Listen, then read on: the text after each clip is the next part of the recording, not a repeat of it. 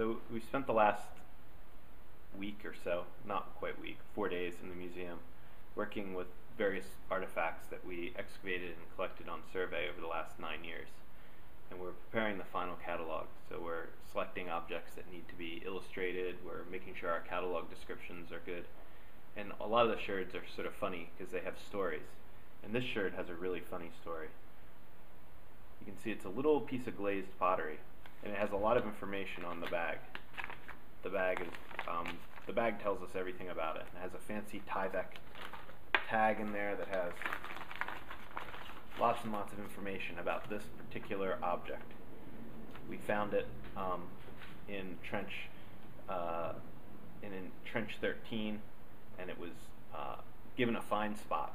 It was in strata 7124, find spot 1002, and it was even given a elevation and northing and easting to give us exactly where the sherd was found.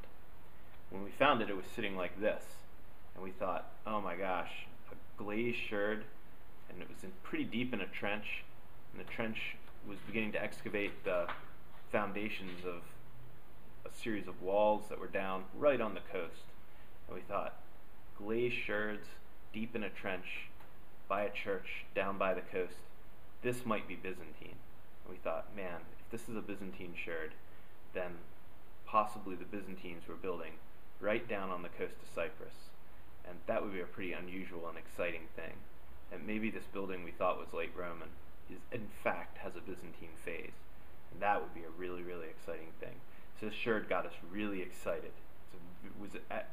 In its day, it was a very special little sherd. But then we showed it to our ceramicist, and the story about this sherd changed. Well, as a ceramicist, you always love when people come running up to you with sherds, because it's one of the few times they pay any attention to you when you're doing the pottery. And at the time, when they first handed to me, it was still fairly dirty. I didn't really think it was Byzantine. It didn't really look Byzantine. And this side does, this side doesn't. And it's the green glaze, and I realized that it was what's called a Roman green glazed.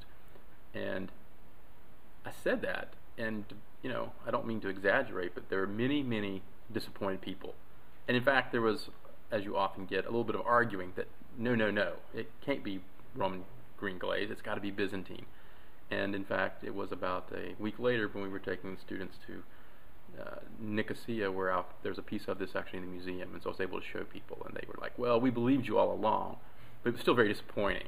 And so it's sad that this poor little sherd is actually disappointing, when to me it's the first one I've really ever seen like it. And so to me it was actually quite exciting, but to the people working that day, it was a huge disappointment.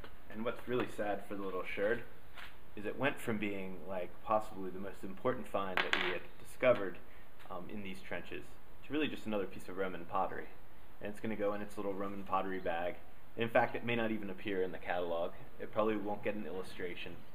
And it'll just be another anonymous sherd that goes into the quantitative analysis of all the Roman pottery from the project.